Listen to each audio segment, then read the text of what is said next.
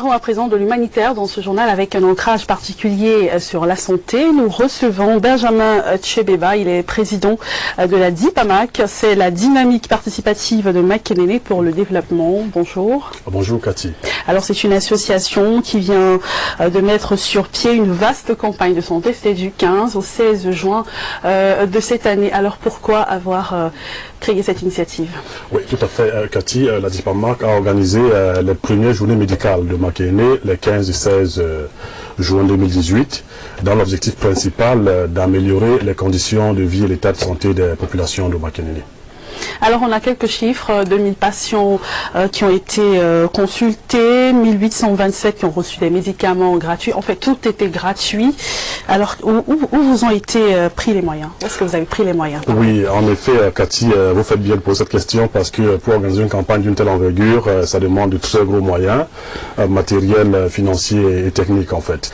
Nous avons bénéficié ici dans l'organisation de cette campagne de l'appui technique des partenaires tels que l'ASCOVIM, la Fondation Cœur et Vie, l'Association pour le bien-être de la mère et de l'enfant et de laboratoire Stride qui nous ont accompagnés sur le plan technique avec leur expertise et puis en termes de matériel également. Et l'appui financier, nous l'avons quelques entreprises citoyennes qui ont cru en ce projet et qui militent également pour le bien-être des populations ont bien voulu nous accompagner dans cette initiative. Alors pour le moment, vous vous limitez simplement à la ville de Makenene? Bon, les campagnes, les journées médicales, nous l'avons dit, les journées médicales de Makenene ne sont pas destinées uniquement aux populations de Makenene, c'est aux populations camerounaises dans l'ensemble. Parce que lors de cette campagne, en fait, des patients, de nombreuses personnes sont parties des arrondissements voisins, des villes très lointaines pour bénéficier de ces soins. Et même en prélude de la campagne de santé qui s'est déroulée le samedi, il y a eu une journée, un séminaire sur la prise en charge de l'hypertension artérielle animé par le docteur Njomo de la Fondation Cœur et Vie. Et les bénéficiaires de cette formation, c'est d'abord les professionnels de santé du district de santé de Nzikinime qui est même d'autres professionnels venus d'ailleurs également. You know, it's not a bed of roses carrying out such an operation. What difficulties did you encounter? And after this, what next? Yeah, the difficulties are in many others. First of all, raising enough funds to organize such a campaign is not that easy. Sensitization also to mobilize the population to gather in the same place and to carry on such a project is not quite easy. And we always move towards some companies, some well-wishers, some people who can really accompany us in such project.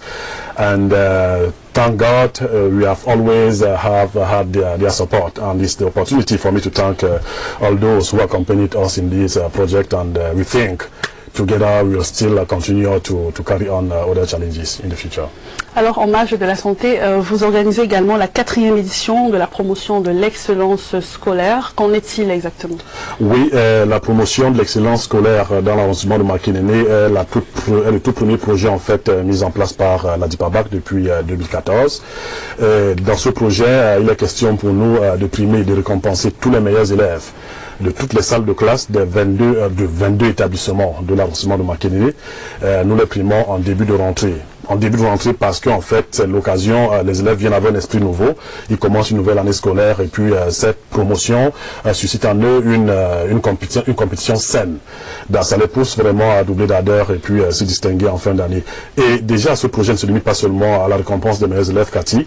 Il consiste également à doter des établissements scolaires des fonds de bibliothèque. Nous avons environ près de 4000 livres déjà déposés dans environ 8 établissements de la ville et ça continue parce que l'objectif à long terme, c'est de doter tous ces établissements d'ouvrages scolaires et puis pourquoi pas créer une bibliothèque dans la ville qui pourra servir à toute la population de Makenene. Benjamin Tchebeba, merci d'avoir répondu aux questions de la CRTV. Merci Cathy, merci. Et on va rester dans l'humanitaire pour parler justement de